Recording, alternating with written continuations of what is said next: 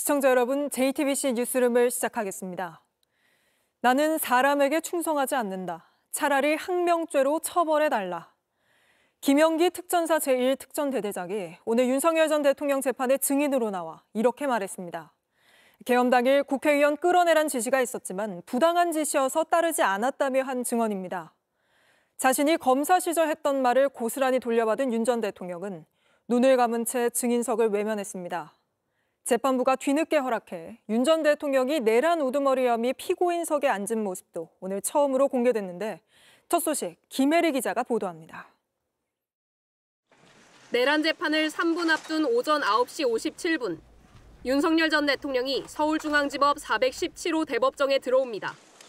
변호인 10명이 모두 일어나 인사합니다. 고개를 끄덕인 윤 전 대통령은 말없이 피고인 명패가 놓인 자리에 앉더니 굳은 얼굴로 정면을 바라봅니다. 카메라 셔터음이 연이어 터지는데도 의식한 듯 촬영 기자들이 있는 방청석으로 고개를 돌리지 않습니다. 곧이어 재판부가 들어오자 일어서서 고개를 숙입니다. 첫 재판 때 언론의 촬영을 허가하지 않았던 재판부는 오늘은 영상과 사진 촬영을 허용했습니다. 국민의 관심과 알 권리 등을 고려해서 이전 유사 사안 준비와 마찬가지로 공판 개시전에 한해서 법정 촬영을 허가했음을 알려드립니다. 서울중앙지법 417호 대법정은 과거 전직 대통령들이 재판을 받은 곳입니다. 1996년에는 전두환, 노태우, 그리고 2017년과 2018년에는 박근혜, 이명박 전 대통령이 이 법정의 피고인석에 앉았습니다. 윤 전 대통령은 같은 법정에서 재판을 받는 5번째 전직 대통령으로 역사에 남게 된 겁니다. 전직 대통령들은 구속 상태였기 때문에 수의를 입거나 정장 차림이더라도 수임 번호를 가슴에 달았습니다. 하지만 윤 전 대통령은 재판부의 구속 취소로 아무 표식 없이 자리에 앉았습니다. 오늘 재판에는 지난번에 이어 비상계엄 때 국회에 출동했던 조성현 수방사 제1경비단장과 김영기 특전사 1특전대대장이 증인으로 나왔습니다. 군 통수권자였던 윤 전 대통령이 대령과 중령인 현장 지휘관들을 상대로 직접 신문을 할지가 관심이었습니다. 하지만 중간중간 변호인들과 대화를 나눌 뿐 직접 질문하진 않았습니다. 현장 지휘관들과 눈도 마주치지 않고 대부분 눈을 감거나 고개를 숙인 채 신문 내용을 들었습니다. JTBC 김혜리입니다. 전직 군 통수권자인 윤석열 전 대통령을 앞에 두고도 현장 지휘관들은 흔들림이 없었습니다. 국회의원을 끌어내란 지시를 거부했던 김영기 특전사 대대장은 윤 전 대통령의 검사 시절 발언을 따와 사람이 아닌 조직에 충성했다며 차라리 항명죄로 처벌해달라고 말했습니다. 김태영 기자입니다. 조성현 수방사 경비단장과 김영기 특전사 대대장은 비상계엄 당시 국회의원을 끌어내라는 지시를 받았다고 증언해왔습니다. 제가 아무리 거짓말을 해도 제 부하들은 다 알고 있습니다. 그렇기 때문에 저는 일체 거짓말을 할 수도 없고 해서도 안 된다고 생각합니다. 담을 넘어가라. 그다음 국회 본청으로 진입하고 국회의원을 끌어내라는 임무를 받았습니다. 오늘 증인으로 나와서도 흔들리지 않고 같은 증언을 이어갔습니다. 나아가 질서 유지 차원이었다는 윤 전 대통령 측의 주장도 반박했습니다. 김 대대장은 질서 유지는 우리 군의 임무가 아니라고 증언했습니다.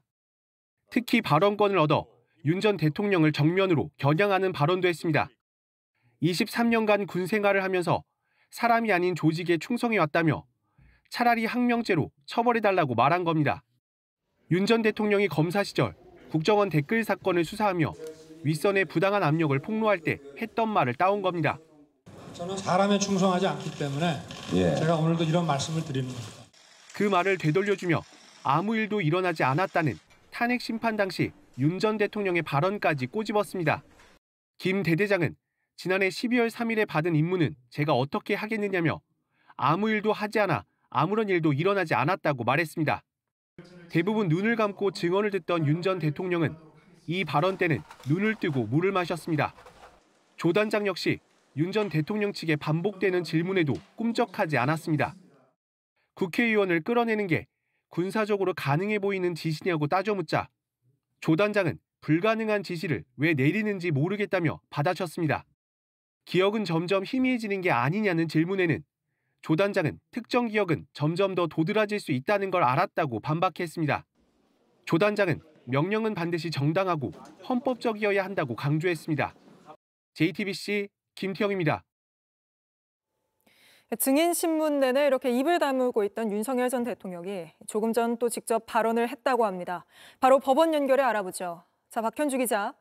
윤석열 전 대통령이 뭐라고 말했습니까? 네, 증인신문 때 나서지 않았던 윤 전 대통령은 증인신문이 끝나자 발언권을 얻고 6분간 발언했습니다. 주요 내용을 보면요. 계엄은 하나의 법적 수단에 불과하다고 주장을 했습니다. 칼을 쓴 것을 비유로 들면서 요리도 하고 환자를 고칠 수 있는데 칼을 썼다고 해서 무조건 살인을 했다고 볼 수 없다고 말했습니다. 시국 수습 방안으로 계엄을 하나의 수단으로 활용을 했지 내란은 아니라는 겁니다. 탄핵 심판에서도 똑같은 취지의 주장을 했었는데 지금 그 주장까지 이미 헌법재판소가 판단을 해서 윤 전 대통령을 파면한 거 아닙니까? 네, 그렇습니다. 헌재는 이미 객관적으로 정당화할 수 있을 정도의 위기 상황이 계엄 선포 당시 존재했다고 볼 수 없다고 판단을 했습니다. 또 정치적, 제도적, 사법적 수단을 통해 해결해야 할 문제지 병력을 동원해 해결할 수 있는 것은 아니라고 못을 박았죠. 그러면서 윤 전 대통령의 비상계엄을 두고서는 국민의 신임을 배반한 것으로 용납할 수 없는 중대한 법행위라는 결론을 내린 바 있습니다. 윤 전 대통령이 재판부를 향해서 훈계성 발언도 했다고요? 네, 정리하면 내란죄라는 법리를 제대로 세워서 여기에 맞게 재판해달라고 재판부에 요구를 했습니다. 그러면서 법리대로 하면 증인들에 대해서도 과감하게 동의하겠다면서 재판을 효율적으로 끝낼 수 있을 것이란 훈계성 발언까지 내놨습니다. 그러자 지기현 부장판사는 단호하게 선을 그었습니다. 재판부는 내란죄의 법리 기준을 명확하게 가지고 있다며 거기에 대해 의심하면 잘못된 것이라고 지적했습니다. 불쾌하다는 듯 2번이나 강조의 말을 했는데 결국 윤 전 대통령은 고개를 끄덕이면서 한 발 물러섰습니다. 재판부를 두고 지난 첫 재판에서는 저자세 논란이 일었는데 오늘은 좀 다른 모습을 보인 거군요. 네, 다른 모습을 보였습니다. 재판장인 지 부장판사는 윤 전 대통령 측이 같은 질문을 반복하자 시간이 지연된다거나 증인의 말을 듣고 질문하라며 적극적으로 개입했습니다. 지난 첫 재판에서는 윤 전 대통령에게 검찰보다 20분이나 길게 모두 발언을 할 수 있게 해주거나 검찰의 증인신문 도중 끼어들어도 아무런 제지를 하지 않았는데 저자세라는 논란을 의식한 듯 오늘은 다른 모습을 보였습니다. 오늘 재판은 오전 10시에 시작해서 오후 5시 53분쯤 끝났고 다음 재판은 다음 달 12일 오전 10시에 시작합니다. 지금까지 서울중앙지법에서 JTBC 박현주입니다. 이렇게 윤석열 전 대통령이 파면되고 형사 재판까지 받고 있는데도 국민의힘 후보들 사이에선 여전히 계엄을 옹호하는 발언이 이어집니다. 2시간짜리 해프닝이었다거나 특정 후보가 탄핵을 선동했다는 등의 주장이 나오고 있는 겁니다. 최연수 기자입니다. 이틀간 펼쳐진 국민의힘 경선 토론회는 찬탄과 반탄 간의 갈등전이었습니다.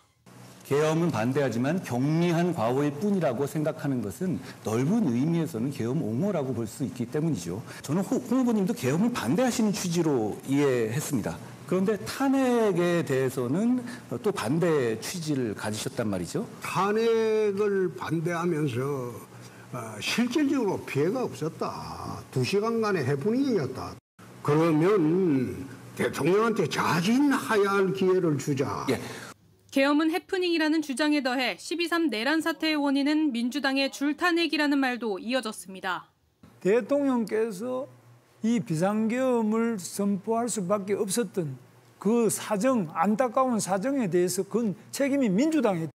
계엄 당시 국민의힘 당대표였던 한동훈 후보를 저격하기도 했습니다.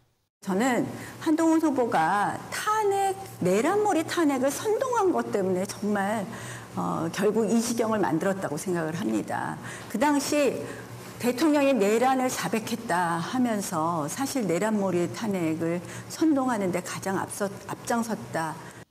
안철수 후보는 탄핵 반대를 외치며 관저 집회를 나섰던 나경원 후보를 상대로 신경전을 벌이기도 했습니다. 헌법재판소에서 탄핵 각하를 외치던 분이 탄핵이 인용되자마자 대선판에 뛰어든 모습 당원들은 다 기억하고 있습니다. 모렴치의 끝입니다. 윤 전 대통령의 변호인을 중심으로 신당 창당 움직임이 나타나는 등 대선에서 윤 전 대통령 변수가 여전한 가운데 국민의힘에서도 찬탄 반탄 간의 신경전은 더욱 심화될 것으로 보입니다. JTBC 최연수입니다. 국민의힘은 내일 2차 경선 진출자 4명을 발표합니다. 최근 여론조사 결과를 보면 김문수, 한동훈, 홍준표 후보의 3강 구도가 뚜렷하고 마지막 4위를 두고 나경원, 안철수 후보의 싸움이 치열할 거란 분석이 나옵니다. 강희연 기자입니다. 국민의힘은 오늘부터 이틀간 전화 면접 방식의 국민 여론조사를 실시합니다.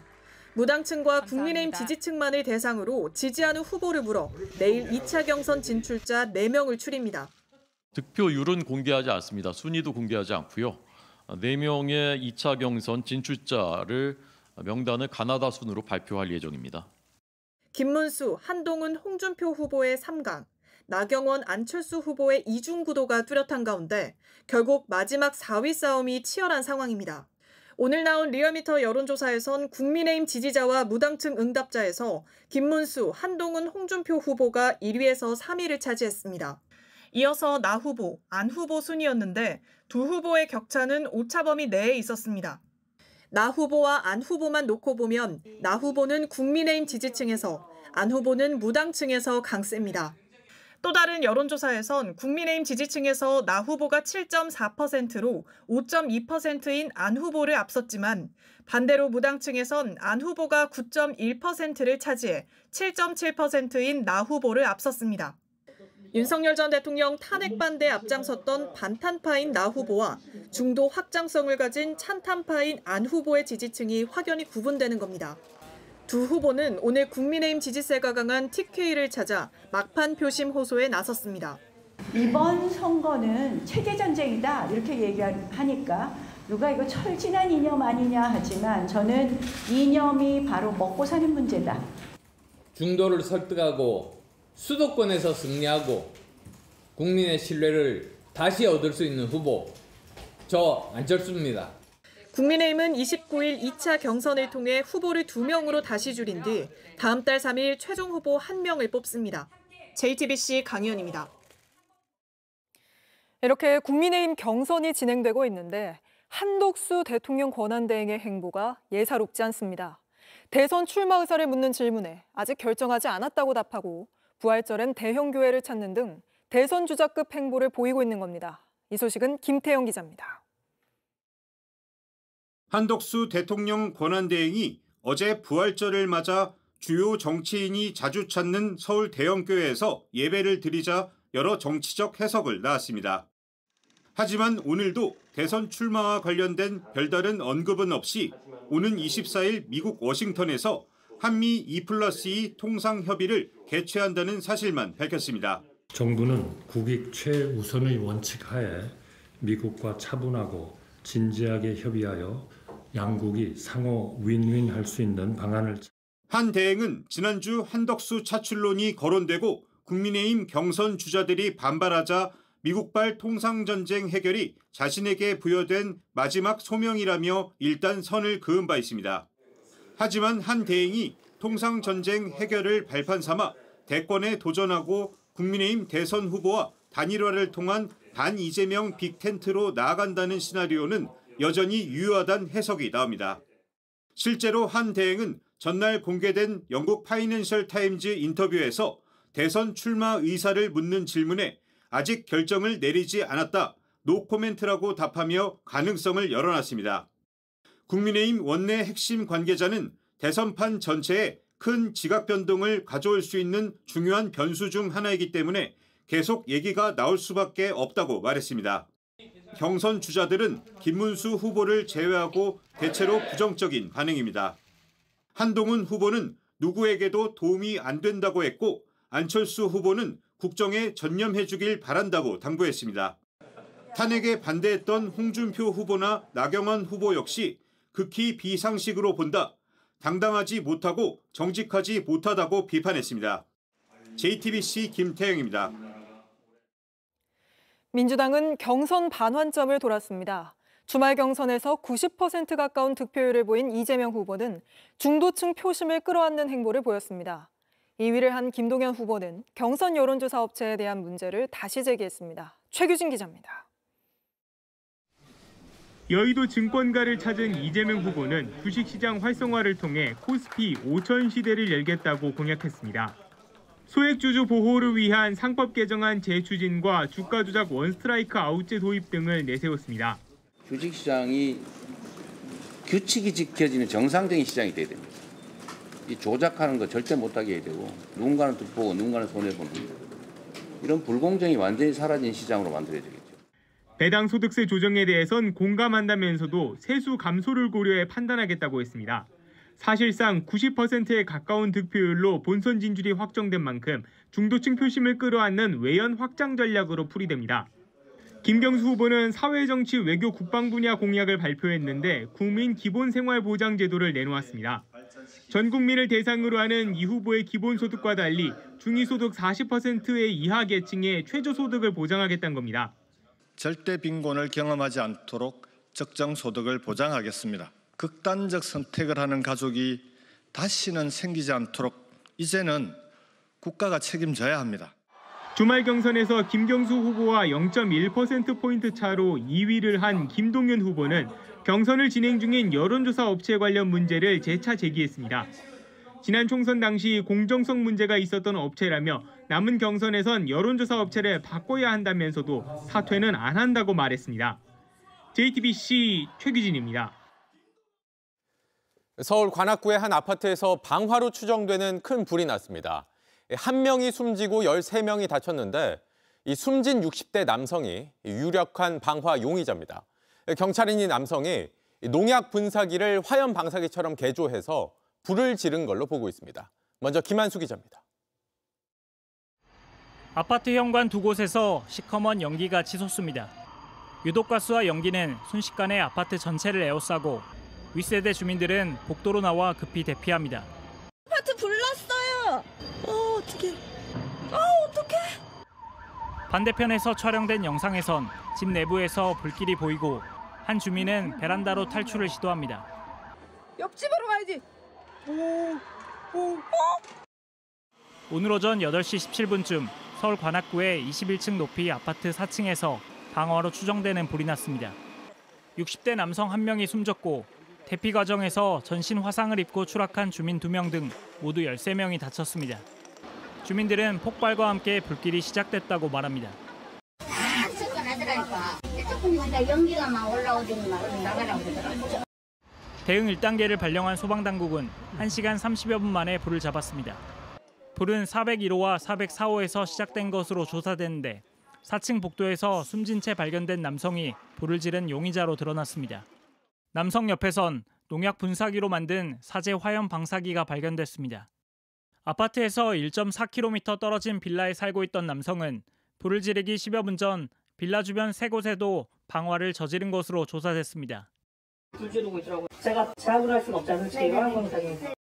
경찰은 화재 감식 결과와 목격자 진술 등을 종합해 정확한 화재 원인을 조사하고 있습니다. JTBC 김한수입니다. 방화 용의자로 지목된 남성이 오토바이에 인화 물질을 싣고 이동하는 모습이 CCTV에 포착되기도 했습니다. 이 남성은 층간소음 문제로 주민들과 갈등을 빚기도 한 걸로 알려졌는데 경찰이 범행 동기를 조사 중입니다. 이어서 김휘란 기자입니다. 주민들은 용의자인 60대 남성 A씨가 평소 언성을 높이는 일이 잦았다고 했습니다. 이상한 사람이기도 했고 사람들 사이에서는 좀 그랬어가지고 마주쳐도 피해 다니고 그랬거든요. 소리 지르고 욕하고. A씨의 거주지에선 가족에게 미안하다, 어머니를 잘 부탁한다는 내용의 유서와 현금 5만 원이 발견됐습니다. A씨는 아파트에 불을 지르기 직전 빌라 인근에 불을 내다 주민의 제지를 받기도 했습니다. 한 사람이 이제 하지 말라고 이렇게 했는데 오토바이 사람 치려고 하고 너 죽고 싶지 않으면 너 절로 가라, 닥쳐라, 꺼져라 이런 식으로.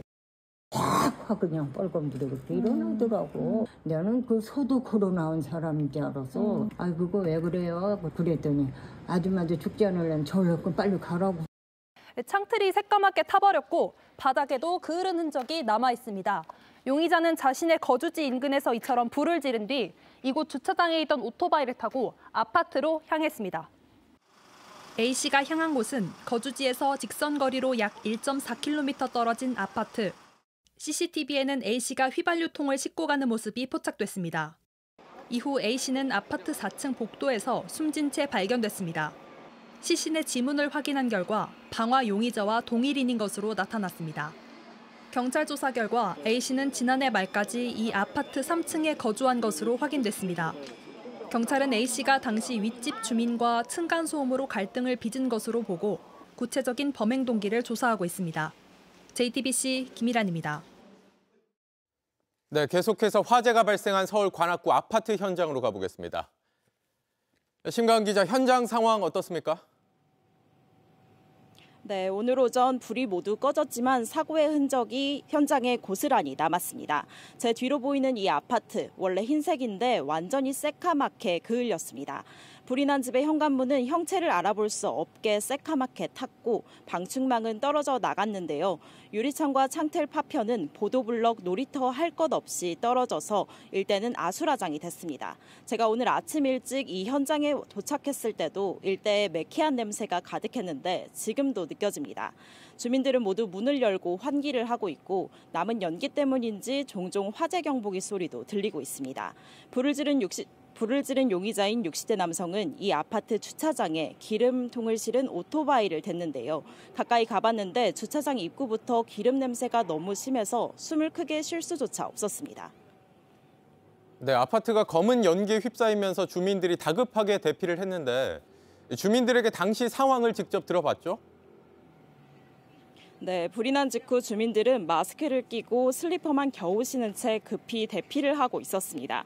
불이 난 동에는 230여 세대가 살고 있는데 대부분 어르신들입니다.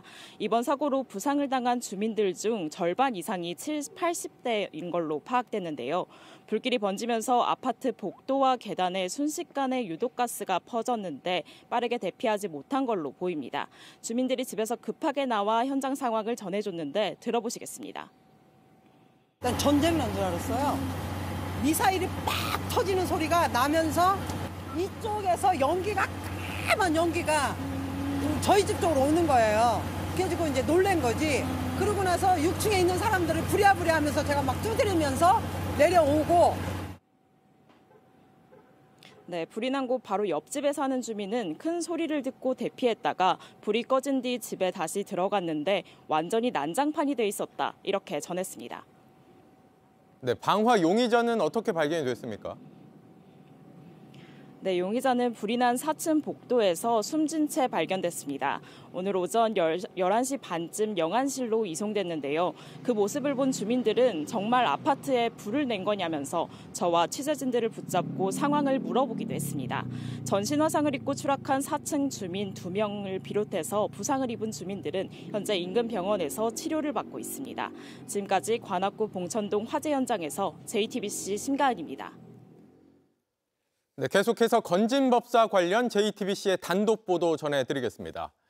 검찰이 어제 건진법사를 상대로 윤 전 대통령이 취임한 이후 청탁과 금품을 받은 의혹에 대해 집중 조사를 벌인 걸로 파악됐습니다. 검찰은 특히 건진법사가 윤 전 대통령 부부와 통일교 측의 만남을 주선하고 수억 원대 금품을 받은 게 아닌지 의심하고 있습니다. 먼저 김영민 기자의 단독 보도입니다. 검찰은 어제 오후 건진법사 전성배 씨를 피의자로 불러 조사했습니다. 지난 1월 9일 구속영장이 기각되고 석 달 만입니다. 당시 수사 대상이 2018년 지방선거였다면 이번엔 건진법사가 윤석열 정부 기간 받은 청탁과 금품 수수가 조사 대상입니다. 특히 2022년 대선 직후 통일교와 당시 윤석열 당선인 부부의 만남을 주선한 대가로 수억 원대의 금품을 받은 의혹을 집중 조사한 것으로 파악됐습니다. 전 씨에게 금품을 건넨 건 통일교 2인자로 통했던 윤 전 통일교 세계본부장입니다. 건진법사는 윤석열 대선 캠프가 차려진 2021년 12월부터 통일교 윤 전 본부장으로부터 고문료 또는 기도비 명목으로 돈을 받았습니다. 건진법사는 올 1월 조사에선 통일교 윤 본부장에게 어떤 자문을 해줬냐는 검찰 질문에 자문해준 것은 없다고 답했습니다. 그러자 검찰은 윤 본부장과의 대화 기록을 보면 대통령과 영부인 만남을 주선한 것 외에 별도의 자문 활동이 확인되지 않는다. 어떻게 생각하느냐고 되물었습니다. 또 윤 전 본부장이 현 정권, 특히 대통령 부부에게 접근하기 위해 당신의 인맥을 이용하고 고문료를 지급한 게 아니냐고 묻기도 했습니다. 검찰은 건진 법사가 통일교 측과 당시 윤석열 당선인 부부 만남을 주선하는 대화 기록을 확보해 이를 바탕으로 질문을 이어간 겁니다. JTBC가 만난 복수의 통일교 관계자들도 윤석열 부부와 통일교 측의 만남을 윤 전 본부장이 성사시킨 것으로 안다고 말했습니다. 이에 대해 건진 법사는 윤석열 정권에 가까운 사람을 만나려고 저를 골랐던 것 같은데 하필 잘못 골라 저를 고른 것이라고 해명했습니다. JTBC 김영민입니다. 건진 법사에게 돈을 전달한 걸로 의심되는 인물은 당시 통일교의 2인자로 꼽혔던 윤모 씨입니다.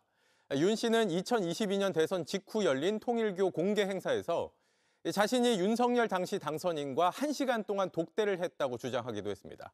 이어서 이자연 기자입니다. 전 통일교 세계본부장 윤모 씨는 대선 직전인 2022년 초 건진 법사에게 접근한 것으로 보입니다. 건진 법사 전 씨는 검찰 조사에서 윤 본부장으로부터 500만 원씩 두어 차례 받았다 진술하기도 했습니다. JTBC 취재 결과 검찰은 윤 전 본부장을 최근 불러 조사한 것으로 파악됐습니다.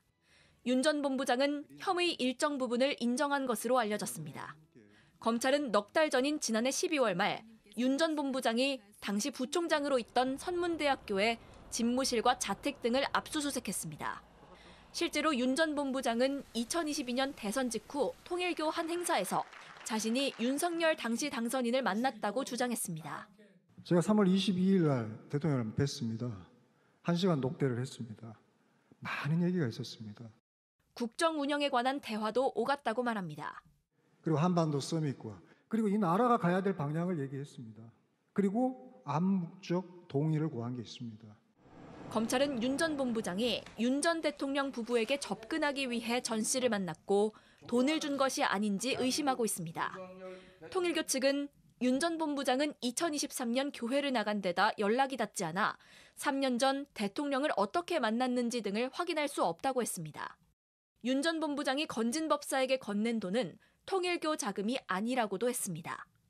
JTBC는 지난 3월부터 윤 전 본부장에게 해명을 요청했지만 별다른 답을 내놓지 않았습니다. JTBC 이자연입니다. 네, 건진 법사가 윤 전 대통령 취임 이후에도 청탁과 금품을 받은 건 아닌지 검찰이 본격 수사를 벌이고 있습니다. 이 문제 집중 취재 중인 정혜성 기자와 좀 더 짚어보겠습니다.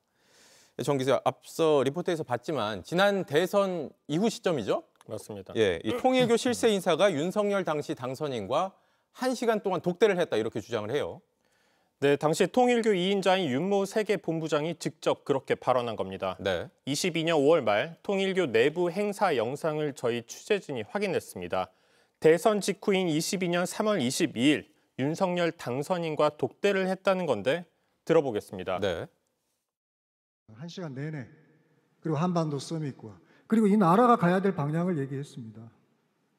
그리고 암묵적 동의를 구한 게 있습니다.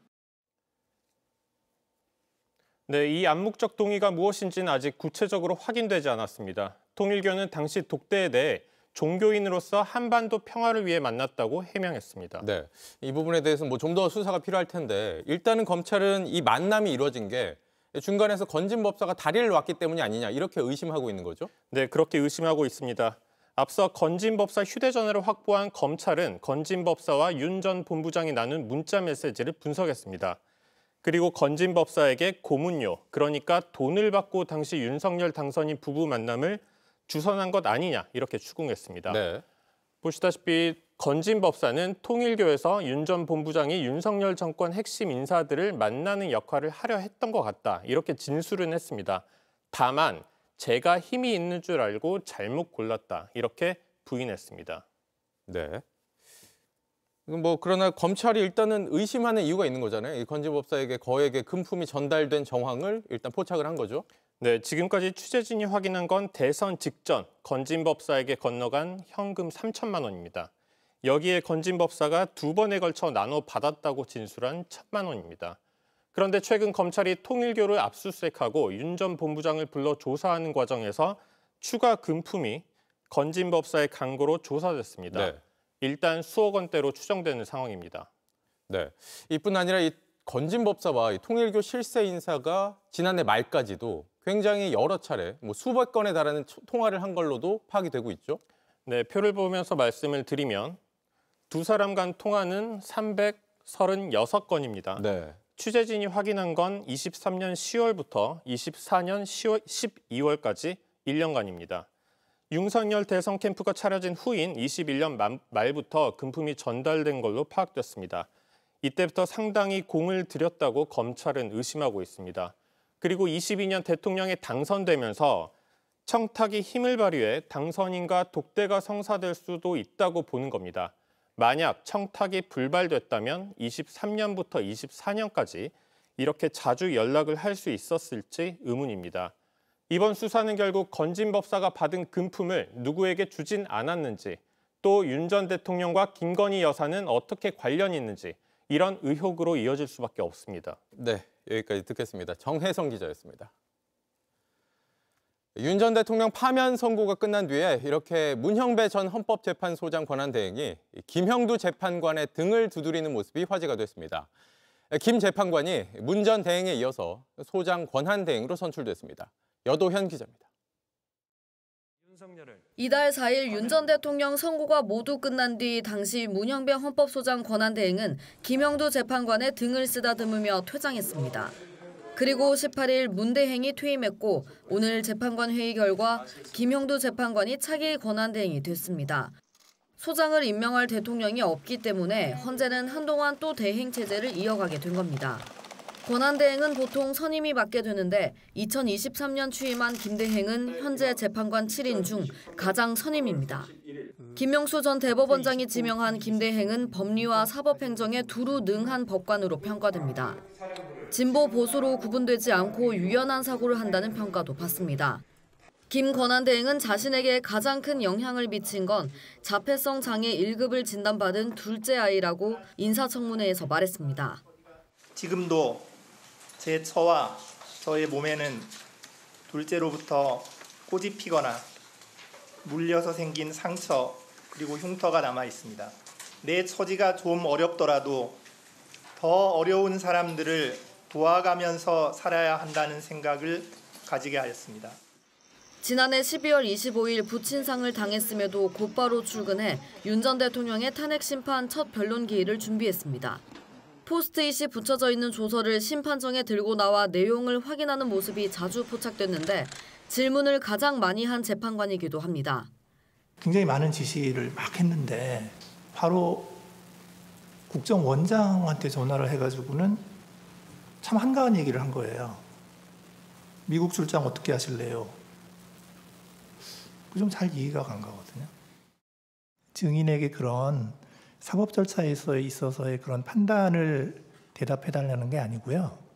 증인의 개인적인 생각을 얘기해달라는 겁니다. 증인께서는 어떻게 생각하시나요?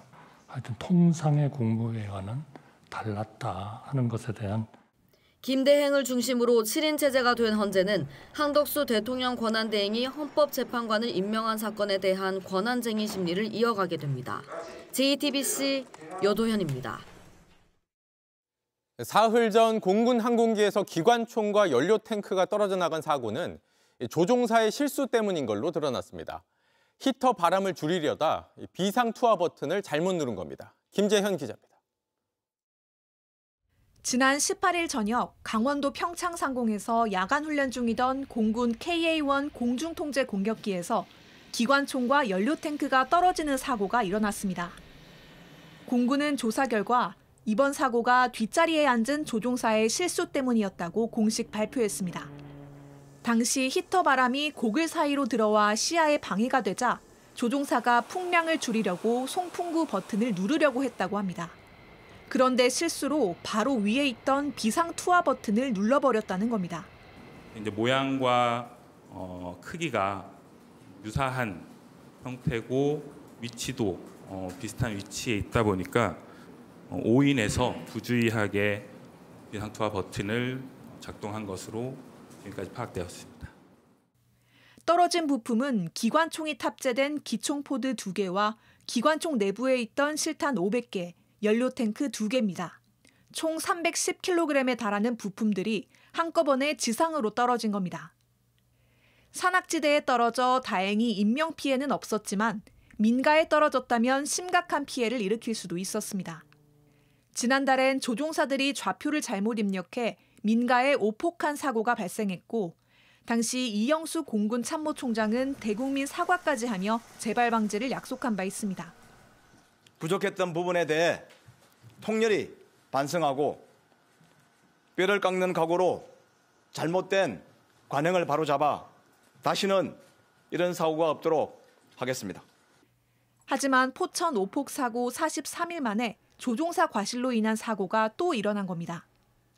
이번 사고로 공군은 비행훈련을 내일 오전까지 중단시켰고 아직 찾지 못한 연료 탱크와 실탄 일부를 수색하고 있습니다. JTBC 김재현입니다. 만취 상태로 운전하다 경찰과 추격전까지 벌인 20대 남성이 검찰에 넘겨졌습니다. 이 남성은 경찰이 차를 세우라고 지시해도 일부러 차량을 들이받아도 멈추지 않았는데 무서워서 도망쳤다고 밝혔습니다. 정영재 기자입니다. 달리는 승용차 뒤로 경찰차가 따라붙습니다. 차를 세우라는 지시는 들은 채도 하지 않습니다. 옆으로 바짝 붙자 비상등을 켜며 멈추는 신용을 합니다. 경찰차가 앞을 막는 순간 제쳐 달아납니다. 승용차는 골목으로 방향을 틀어 속도를 높이기 시작합니다. 과속 방지턱도 그대로 넘고 큰 길로 나와선 신호도 무시한 채 내달립니다. 마주오던 차 사이로 도망치려 하자 경찰차가 뒤에서 들이박습니다. 그래도 멈출 기색이 없습니다. 얼마 못 가 막다른 주차장으로 들어가고 차를 돌리려 하자 다시 들이박습니다. 경찰이 뛰어가 운전석에서 남성을 끌어내 제압합니다. 운전석 문 열고 하차하라고 했는데 이제 내리지도 않고 문 열과 동시에 술 냄새도 많이 나고 손으로 이렇게 핸들을 잡으면서 버티더라고요, 안 내리려고. 지난달 새벽 대전 도심 속 추격전은 20분 만에 끝났습니다. 한 시민이 경찰차로 다가와 술 취한 남자가 운전석에 탄 것 같다며 차종과 색깔을 알려줬습니다. 길목을 지키던 경찰은 수상한 낌새를 바로 알아차렸습니다. 차종하고 색깔이 맞았고 저희를 보더니 좀 쭈삣쭈삣하면서 차가 천천히 내려오더라고요. 그러더니 이제 저희를 지나치면서 갑자기 이제 RPM 올리면서. 운전자는 20대 대학생이었습니다. 혈중 알코올 농도는 면허 취소 수준이었습니다. 조사에서 경찰차를 보고 무서워서 달아났다고 진술했습니다. 경찰은 사건을 검찰로 넘겼습니다. JTBC 정영재입니다. 인천의 한 여자 고등학교에서 남성 교사가 수업 도중 부적절한 발언을 했다는 논란이 불거졌습니다. 아이를 낳지 않는 여성은 감옥에 보내야 한다고 말한 건데 교육 당국이 조사에 나섰습니다. 이희령 기자입니다. 인천의 한 여자 고등학교 정치와 법 수업 시간. 남자 교사가 과거의 군 가산점 제도 이야기를 꺼냅니다. 군대 가산점이 남녀 평등에 어긋난다고 가산점을 폐지하는 게 맞다고 헌법재판소에 판결을 내렸어요. 내가 알고 있는 헌법재판소의 판결 중에서 최악의 판결이라는. 군 가산점 제도는 지난 1999년 헌법재판소의 위헌 결정으로 폐지됐습니다. 당시 헌재는 여성뿐 아니라 장애인, 사회복무요원 등 제대 군인이 아닌 남성도 지나치게 차별하는 것이라며 위헌이라고 판단했습니다. 하지만 교사는 여성들에게 비난의 화살을 돌립니다. 여성들이 내세우는 게 뭔지 알아? 불평등하다는 거야. 그거 사실은 여자는 아이를 낳고 육아를 한다.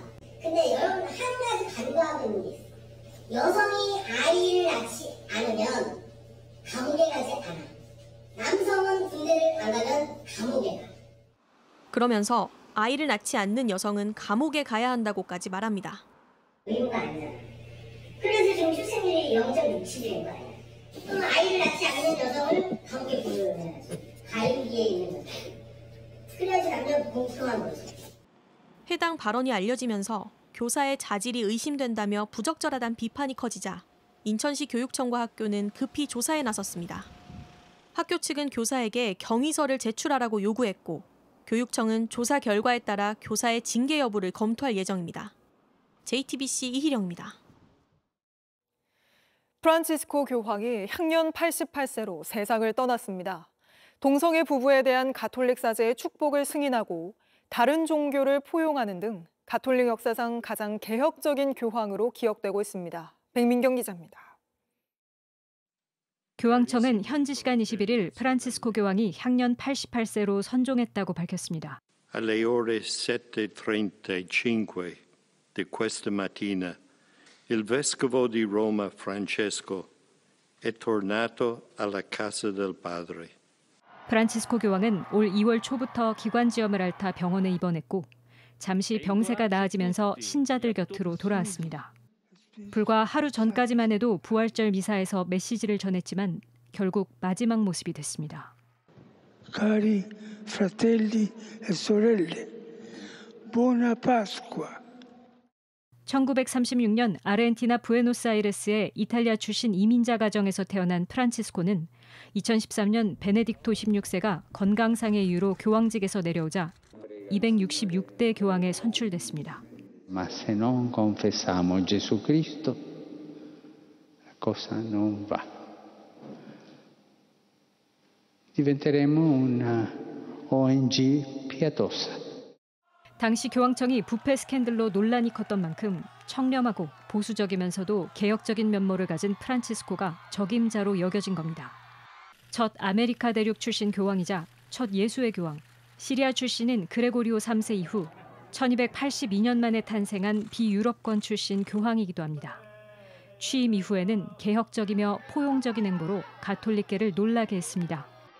소년원생의 발을 씻겨주는 세족식에서 2명의 여성과 2명의 무슬림을 포함해 의례를 치르면서 관습을 깼고 같은 해 기자회견에선 성소수자들을 끌어안았습니다.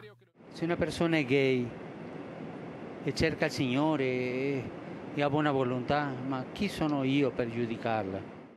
이 때문에 가톨릭 내 보수 세력에게 거센 반발을 받기도 했지만 교황청 장관의 최초로 여성을 임명하고 미혼모와 혼외자 역시 포용하면서 가톨릭 사회의 다양성과 유연성을 불어넣었습니다.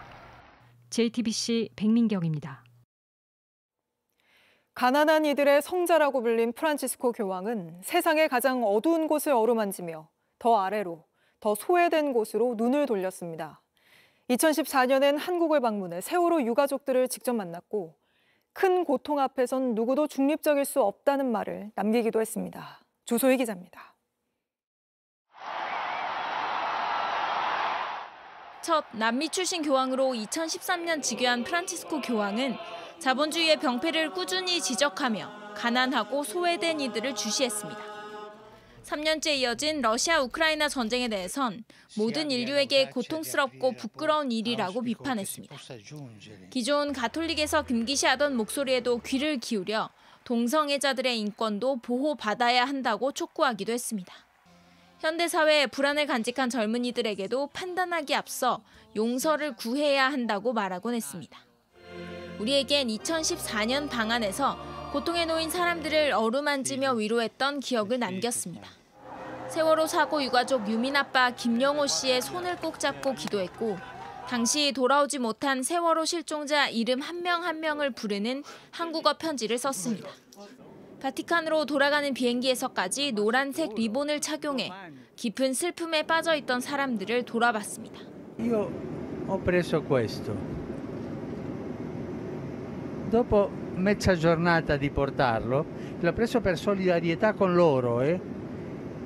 Qualcuno si è avvicinato e mi ha detto ma è meglio toglierlo. 이후에도 한국에 큰 참사가 있을 때마다 잊지 않고 희생자들을 위로했습니다. 프란치스코 교황은 미리 써놓은 자서전을 통해 세상을 향한 목소리를 남겼습니다.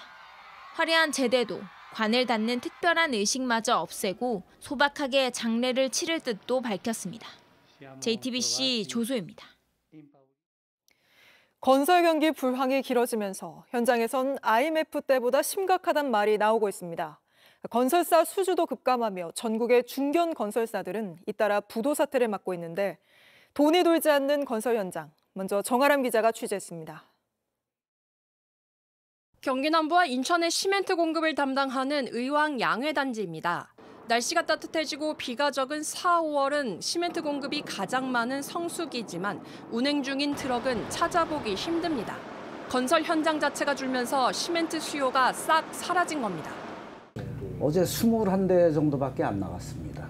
예전 같으면 한 110에서 120대가 나가야 될 게 21대밖에 안 나왔습니다. 건설 경기 지표 역할을 하는 시멘트 사용량은 외환위기 때보다 더 떨어졌습니다. 제가 시멘트 협회에 입사한 지 28년째인데 올해같이 시멘트 출하가 감소된 적을 본 적이 없습니다. 시멘트와 함께 건설 경기를 상징하는 후방 산업인 철근 생산 역시 40년 전으로 후퇴한 상황. 건설 경기 침체와 원가 급등으로 수주가 크게 줄면서 업계 전반에 돈줄도 막혔습니다.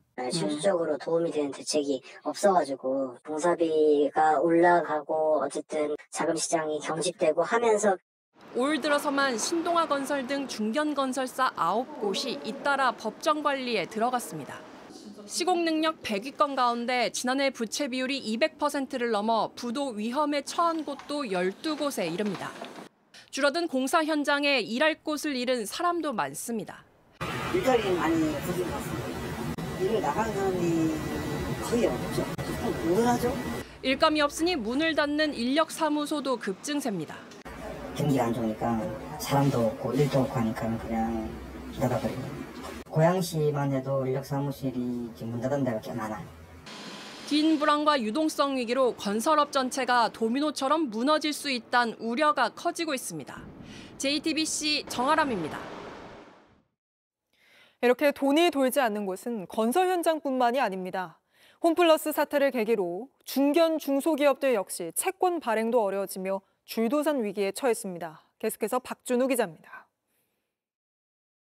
지난달 초 홈플러스 사태를 촉발한 건 다름 아닌 신용등급 강등이었습니다.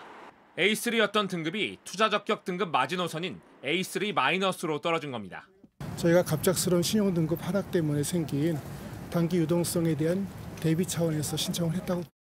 이 사태를 계기로 단기 자금 조달 시장이 급격히 얼어붙었고 당장 돈줄이 막힌 중견 중소기업은 직격탄을 맞고 있습니다. A3 등급에서는 손이 안 나갈 수밖에 없는 거죠. 증권사 내부에서도 심의위원회를 열어서 단기채 발행 또는 이제 단기채 판매 같은 것도 잘 안 시키는 경향들이 크고요. 최근 2달 사이 중견 골프웨어 업체들이 잇따라 법정 관리를 신청했고 이달 초 온라인 명품 플랫폼인 반란도 회생 절차에 들어갔습니다. 이런 현상은 저축은행 등 제2금융권으로도 확산할 조짐입니다. 실제 지난해 신용등급 전망을 부정적으로 받은 기업 14곳 가운데 8곳이 저축은행입니다. 짧게는 6개월, 길게는 1, 2년 안에 등급이 깎일 수 있는 겁니다. 자영업자 연체율이 치솟고 프로젝트 파이낸싱 부실 등이 영향을 미친 걸로 보입니다. 아직 트럼프발 관세의 후폭풍이 닥치지도 않은 가운데 등급 강등이 현실화할 경우 자금 경색은 더 심해질 전망입니다. 한덕수 대통령 권한대행은 정책당국에 적극적 대응을 주문했습니다. 일부 기업들이 자금 흐름에 어려움을 겪고 이로 인한 금융시장 전반의 경색을 우려하는 목소리가 있습니다. 기업의 자금 흐름이 원활히 이루어질 수 있도록 일각에선 옥석 가리기를 전제로 불안 심리를 잠재우기 위한 신속한 재정 집행이 필요하다는 목소리도 커지고 있습니다. JTBC 박준우입니다. 류일임 방송통신심의위원장이 가족과 지인에게 JTBC 등 특정 언론의 보도를 심의해달란 민원을 넣으라고 사주했다는 의혹을 권익위가 들여다봤었는데 이 사건을 다시 감사원에 넘기기로 했습니다. 류 위원장이 가족의 민원 신청 사실을 미리 알고 있었을 가능성이 있다고 본 겁니다. 윤세민아 기자입니다. 국민권익위원회가 류일임 방송통신심의위원장의 이른바 민원 사주 의혹을 감사원에 넘기기로 했습니다. 류 위원장이 가족의 민원 신청 사실을 알고도 신고와 회피 의무를 위반했을 가능성이 있다는 겁니다. 가족 등 사적 이해관계자의 민원 신청 사실을 인지하였을 가능성이 있는 것으로 보입니다. 권익위는 지난 2월 류 위원장이 가족 및 지인들의 민원 제기 사실을 미리 알았는지 확인하기 어렵다며 의혹이 제기된 지 14개월 만에 사건을 사실상 종결한 바 있습니다. 하지만 2달 만에 다시 사건을 들여다볼 필요성을 인정한 겁니다. 지난달 방심위 간부가 국회에서 류 위원장에게 가족의 민원 신청 사실을 직접 보고했다고 양심 고백한 게 영향을 미쳤습니다. 유일임 위원장에게 보고했습니까? 네, 보고했습니다. 류 위원장은 2023년 9월 뉴스타파에 김만배 신앙림 녹취 파일을 인용 보도한 방송사를 상대로 심의 민원을 넣도록 자신의 아들과 친동생 등 가족 및 지인을 동원한 의혹을 받고 있습니다. 이 과정에서 류 위원장이 직접 JTBC 보도에 대한 민원이 들어왔는지 챙긴 사실이 드러나기도 했습니다. JTBC 윤세민입니다.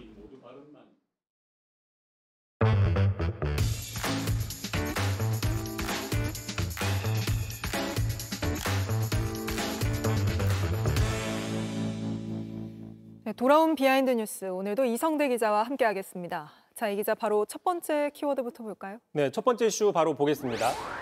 뜨거운 토론은 가고 남은 건 국민의힘이 지난 주말 1차 경선 조별 토론회를 모두 마쳤는데 오늘까지 화제가 되고 있습니다. 다만 이 화제가 되는 건 좋은데 정책이나 비전이 아니라 다른 측면이 부각되고 있다, 이런 분석이 나오는데 대표적으로 바로 이런 질문 때문입니다. 다시 한번 들어보시죠. 우선 키도 크신데 뭐 하려고 키 높이 구두를 신습니까? 그다음에 뭐 생머리냐, 뭐 보정 속옷을 입었느냐, 이 질문도 내가 유치해서 안 하겠습니다. 유치하시네요. 네. 사실 대선 후보 토론을 여러 차례 봤지만 이런 질문은 처음 보는 것 같습니다. 그렇습니다. 아무리 네거티브나 인신공격을 하더라도 상대방 면전에서 외모나 패션에 대한 의혹을 제기하는 모습은 좀처럼 보기 힘든 모습이었고요. 네. 그러다 보니까 양측 간의 오늘 공방이 오늘까지도 이어졌습니다. 먼저 홍준표 후보가 그게 이미지 정치하지 말라는 말을 돌려서 얘기한 것인데 그것도 알아듣지 못하면 한동훈 캠프는 B급 캠프다라고 비판했고요. 한동훈 후보는 명태균과 엮인 적이 없다. 나는 탈당한 경험도 없고 특수활동비를 집에 갖다 준 경험도 없다고 얘기했는데 직접적으로 누군가를 언급하진 않았지만 홍준표 후보를 저격한 게 아니냐, 이런 비판이 커지고 있습니다. 근데 이런 질문 말고도 진행 방식이나 다양한 걸 두고 또 이야기가 나왔다면서요? 그렇습니다. 참고로 국민의힘은 이번 대선 경선에 청년층을 좀 잡고 화제성도 높이기 위해서 청년층의 인기 있는 이른바 밸런스 게임을 개별 코너로 넣었습니다. 네. 잘 아시죠? 네. 예를 들어 평생 라면만 먹기 대 평생 삼겹살만 먹기, 무조건 하나를 골라야 되는 이런 게 밸런스 게임인데 이런 코너를 하나 넣었지만 좀 의아하다는 반응이 먼저 나왔습니다. 다시 한번 듣고 가시죠. 다음 중 하나만 골라 다시 태어나야 한다면 1번 바퀴벌레로 태어나기, 2번 자동차 바퀴로 태어나기. 하나, 둘, 셋 들어주세요. 이게 밸런스 게임을 하는 건 좋은데 바퀴벌레와 자동차 바퀴, 왜 이 둘 중에서 선택하라고 했는지, 그러니까 질문을 한다는 건 후보들의 어떤 면을 평가하기 위해서 한 거였을 텐데 이게 무슨 취지로 한 질문입니까? 이제 그런 걸 잘 모르겠다, 그래서 의아하다는 반응이 많이 나왔던 거고요. 네. 참고로 후보들이 좀 밸런스 게임이 뭔지를 잘 모를 수가 있어서 예시 문제로 제시한 겁니다. 예시 문제로 제시한 거임에도 불구하고 120분가량밖에 안 되는, 그리고 1차 경선에서는 한 번밖에 없는 이 소중한 TV 토론 시간에 좀 부적절한 시간이 아니었냐, 이런 지적들이 나오는 거고요. 말씀하신 것처럼 그래서 다른 언론들에서도 다시 태어나면 바퀴벌레, 차 바퀴, 이런 토론에 좀 촌극 아니냐라는 지적들이 오늘 많이 나왔고요. 그럼에도 불구하고 국민의힘에서는 반박을 했습니다. 예능식이라는 표현에는 동의하지 않는다. 밸런스 게임도 후보를 평가하는 여러 방식 중에 하나다라고 얘기를 했고요. 당시 사회를 봤던 호준석 대변인도 긍정적인 측면이 많았는데 연습 문제로 제시한 밸런스 게임 하나만 가지고 비판하는 건 좀 과한 측면이 있다라고 반박을 했습니다. 알겠습니다. 바로 다음 이슈도 볼까요? 두 번째 이슈 바로 보겠습니다. 무리한 플레이. 지금 영국의 포스트 브리팝 대표 주자 중에 하나죠. 록밴드 콜드플레이가 지금 내한 공연 중인데 최근 지난주 이런 말을 했었죠. 공연 중에 자신들이 한국에 올 때마다 대통령이 없다.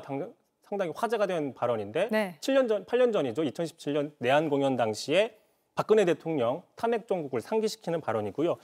당시 이 공연에서 또 이렇게 농담처럼 얘기를 했습니다. 대통령으로 한 명을 추천하고 싶다. 그러면서 자신 밴드의 윌 챔피언을 얘기를 했는데 그런데 나경원 캠프 측에서 이 발언 영상에 자막을 입혀서 자신을 홍보하는 영상을 올려서 논란이 되고 있는 겁니다. 그 영상 한번 보겠습니다.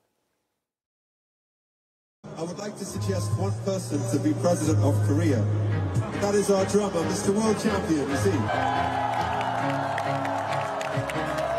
He's very good, he's very good. He's very kind, he's very firm, he's very strong. Thank you, Coldplay. 다음 내한 공연은 제가 꼭 있겠습니다. 이게 드러머를 추천한다고 했는데 드럼통 챌린지를 한 나경원 후보를 추천하는데 이런 식으로 바꿔서 한 건가요? 그렇습니다. 참고로 콜드플레이가 나경원 의원을 언급한 게 없습니다. 따라서 그렇겠죠. 나경원 의원이 콜드플레이에게 땡큐라고 할 일이 없는 셈이죠. 네. 자, 물론 그 영상에는요, 보시는 것처럼 콜드플레이의 의도와는 무관한 단순 홍보 영상이라고 공지를 달아놨지만 많은 팬들의 비판 댓글을 달았고 특히 네.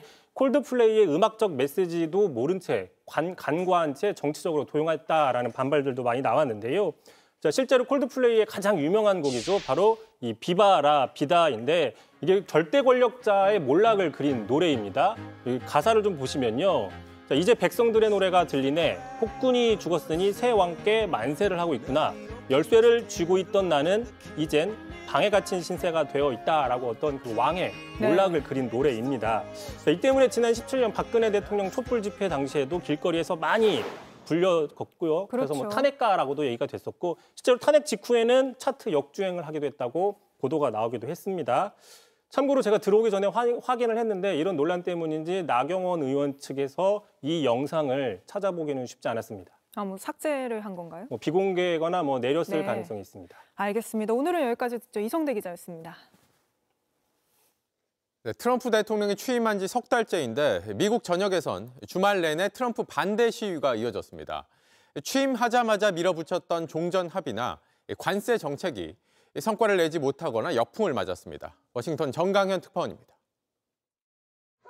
수천 명의 트럼프 반대 시위대가 워싱턴 시가 행진을 벌입니다. 백악관에서 불과 1.6km 떨어진 곳입니다. The Trump fascist regime must go now. The Trump fascist regime must go now. 트럼프 규탄 시위가 주말 내내 미국 전역에서 이어질 정도로 여론은 싸늘해졌습니다. 취임 석 달을 앞두고 나온 여론조사에서 트럼프를 지지하지 않는다는 응답이 절반을 넘어섰습니다. 특히 응답자의 55%는 경제 대응을 부정적으로 평가했습니다.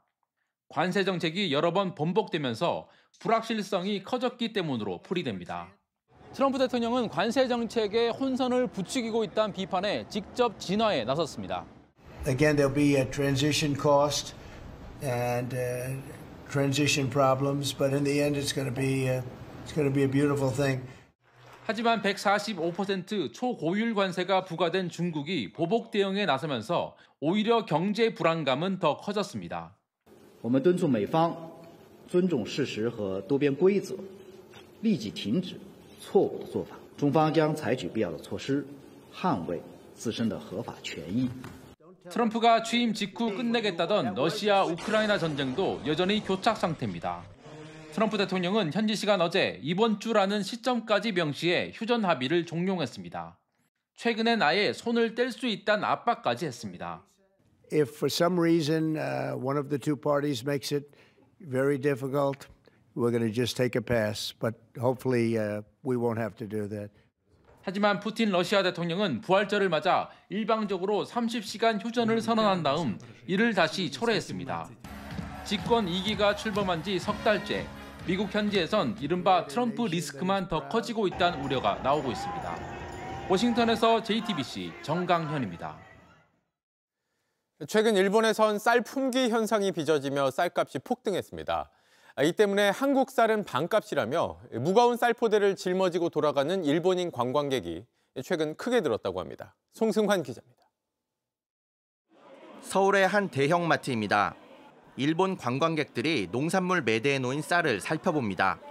무겁더라도 한국 여행 중에 쌀을 사가기 위해서입니다. 마트에서 판매하는 쌀 5kg 가격은 25,000원 정도인데 일본보다 훨씬 저렴하다는 겁니다. 5kgで 5,000엔です. 소셜 네트워크에서는 공항에서 검역을 거쳐 쌀을 공수하는 게시글도 화제입니다. 이처럼 검역 증명서를 발급받아 일본으로 가져간 쌀은 전년 동월보다 77배 많습니다. 일본 쌀값이 폭등해 한국 쌀 쇼핑을 하는 겁니다. 일본은 기록적인 폭염과 가뭄으로 쌀 수확량이 급감했고 벼 재배 면적도 계속 줄어 사재기 현상까지 벌어지고 있습니다. 상황이 이렇다 보니 지난달엔 한국이 일본에 사실상 처음으로 쌀을 수출했습니다. 전남 해남에서 생산한 쌀 2톤을 일본에서 정식 수입한 건데 이미 슈퍼마켓과 온라인 쇼핑몰에서 약 열흘 만에 전부 팔렸습니다. 한국에서 10kg에 4만 원 정도 하는 쌀이 일본으로 가면 관세가 붙어 9만 원 수준이 되지만 일본 쌀보다 10%가량 더 싸 경쟁력이 있는 겁니다. 韓国のお米って日本とそんな変わらない印象なんで、安いなら食べたいと思います。 쌀 부족 사태가 장기화하면서 한국에서는 다음 달에도 10톤을 더 보내는 등 추가 수출이 이어질 전망입니다. JTBC 송승환입니다.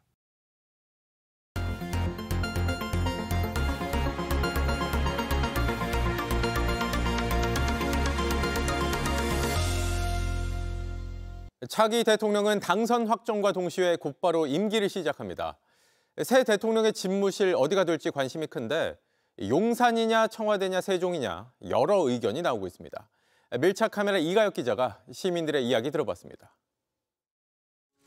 2022년 3월 윤석열 당시 대통령 당선인은 집무실을 용산으로 옮기겠다며 그 이유를 이렇게 밝혔습니다.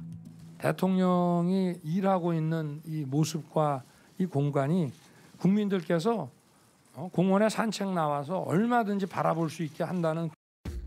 하지만 일반 국민은커녕 언론의 취재도 쉽지 않았죠. 용산 대통령실 시대의 1막은 결국 탄핵으로 끝났습니다. 이 아름다운 벚꽃과 그 위에 봉황기가 내려진 주인 잃은 대통령실의 모습이 대비가 되는 것 같습니다. 3년도 채 안 간 용산 시대. 그래서 이 실패한 대통령의 공간을 차기 대권 주자들은 사용하길 꺼려할 거라는 게 대체적인 분석입니다. 시민들도 비슷한 생각이었습니다. 용산은 아닙니다. 용산 아닙니다. 용산 아닙니다. 실패라는 이미지가 용산에 각인되어 있지 않을까. 실제 지금까지 각 당 대선 주자 중 용산에서 임기를 끝마치겠다는 뜻을 밝힌 사람은 없습니다. 하지만 현실적인 제약이 있습니다. 이미 천문학적인 돈을 들여서 이곳 용산 대통령실에 필요한 모든 것을 갖춰놓은 상태고 이번 선거는 인수위 없이 선거일 바로 다음 날부터 새 대통령 임기가 시작된다는 점에서 미리 공간을 마련해놓기가 어렵기 때문입니다. 다시 주목받는 곳 중 하나가 바로 청와대입니다. 2022년 5월 일반에 개방된 후 누적 관람객 700만 명을 돌파할 정도로 지금은 인기 관광지가 됐습니다. 청와대 관람 코스 중에서도 가장 인기가 높은 접견실과 그리고 이곳은 대통령 집무실입니다. 지금도 제 주변에 많은 관광객들이 사진을 찍는 모습을 볼 수가 있는데요. 최근에는 올 6월에 선출될 다음 대통령의 집무실이 바로 이곳이 될 것인가 이에 대한 관심도 높아지고 있다고 합니다. 새 정권이 들어서면 관람이 중단될 수도 있다는 예상에 서둘러 방문한 시민들이 적지 않았습니다. 미디어 매체를 봤는데 청와대 관람이 중단될 수도 있다는 얘기를 들어서 대선하기 전에 방문하는 게 나을 것 같아서. 보안 강화나 시설 개선에 시간이 더 필요하다는 문제가 있지만 청와대 관람을 마친 시민 상당수는 청와대 집무실 복귀에 공감했습니다. 대한민국의 고유성을 되찾고 싶어요. 대통령이 이제까지 직무를 봤던 곳에서 다시 한 번 더 새로운 대한민국을 만들었으면 좋겠습니다. 잡초가 우거진 세종시 세종동의 한 벌판. 대통령 제2집무실 건립이 추진 중인 이곳이 다시 술렁이고 있습니다. 여러 대권 주자들이 세종시 이전을 언급하면서 제2가 아니라 제1집무실 건립이 이루어질 거란 기대가 커지고 있는 겁니다. 실거주자분들이 한 50%, 투자자분들이 50% 이렇게 지금 매수를 하고 있는 상황이고 한 3배 정도 늘지 않았을까? 다만 신중하게 지켜보자는 의견도 적지 않습니다. 아니요, 솔직히 이번에도 확신은 안 들어요. 매번 맨날 한다 해놓고 계속 미적거리고 지금 국회도 들어온다고 했는데 아직도 제자리 걸음이잖아요. 이번에는 진짜 해가지고 좀 분산도 해가지고 지방 발전도 되면 좋겠고요. 바로 들어간다는 것보다는 임기 내에 이렇게 순차적으로 들어가는 게 최고 맞다고 생각해요. 시청자 여러분은 어떤 의견이십니까? 다만 정치권이 관가해선 안 될 게 있습니다. 유권자들이 새 대통령 집무실에 관심을 갖는 건 장소 그 자체뿐만 아니라 불통이라는 고질적 문제를 얼마나 잘 해결할 것이냐를 보기 위해서란 점입니다. 밀착 카메라 이가혁입니다. 요즘 프로야구 순위를 보고 이거 실화냐고 농담 삼아 묻는 사람들 참 많죠. 최근 몇 년간 하위권을 맴돌던 한화와 롯데가 올 봄은 심상치가 않습니다. 그 이유를 오선민 기자가 짚어봤습니다. 한화 팬들은 요즘 노시 환상적이란 말을 자주 합니다. 타석에선 공을 가볍게 걷어올려 큼지막한 아치를 그리는 걸 대자비처럼 계속 반복합니다. 5경기에서 홈런 5개를 몰아쳤습니다. 거구에 몸을 날려 날카로운 타구를 잡아낸 이 장면은 류현진의 감탄과 박수까지 끌어냈습니다. 아마도 저희 하나이글스의 기세를 꺾기는 힘들 겁니다. 네. 저희가 지금 알겠습니다. 기세가 무시무시하거든요. 지난 시즌 8위, 그 때문에 얼어붙은 겨울바다에 몸을 던지기까지 했는데 한화는 최근 7연승으로 2위까지 점프했습니다. 올 시즌 가장 빠른 공을 던진 투수 10명 중 5명이 한화일 만큼 강력하면서도 안정된 마운드는 좀처럼 지지 않는 팀으로 바꿔놨습니다. 지난 시즌 한화보다 딱 한 계단 높았던 롯데도 심상치 않습니다. 최근 10경기에서 8승을 챙기며 4위, 연일 묘기 같은 장면으로 드라마를 쓰고 있습니다. 롯데 유격수 전민재는 삼성 강민호의 깊숙한 타구를 백핸드로 막아세우더니 이어진 만루 상황엔 적시타가 될 뻔한 타구를 또 한 번 지웠습니다. 황성빈은 빠른 발로 활기를 불어넣습니다. 투수가 공 1개를 뿌리는 사이 도루 2개, 홈스틸까지 해낸 장면은 두고두고 진기명기로 남았습니다. 팀 분위기는 일단 다 같이 질 것 같지 않아 하는 분위기고요. 또 이렇게 연승을 하다 보니까 더 이기려고 하는 것 같습니다. 1999년 이후 첫 동반 가을 야구를 꿈꾸는 한화와 롯데는 내일부터 물러설 수 없는 3연전에 들어갑니다. JTBC 오선민입니다.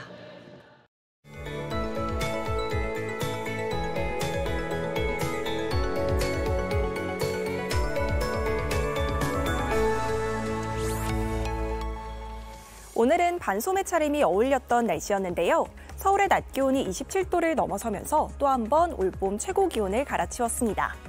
다만 내일은 날씨가 급변하겠습니다. 오늘 밤 제주를 시작으로 내일 새벽부터 밤 사이에는 전국에 비구름이 머물겠습니다. 특히 남해안과 제주에는 80mm 이상의 호우가 예보됐고요.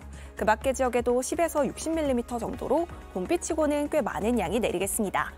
또 전국에 바람이 강하게 불고 남부지방과 제주에는 천둥과 번개도 동반되겠습니다.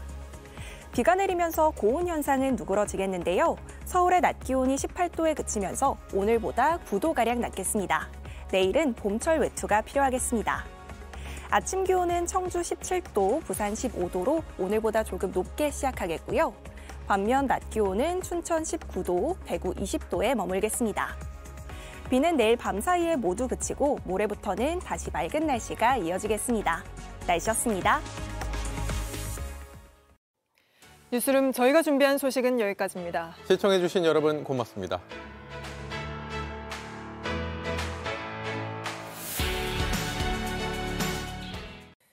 JTBC 뉴스를 시청해주셔서 고맙습니다. 저희는 저녁 6시 30분 뉴스룸에서 뵙겠습니다.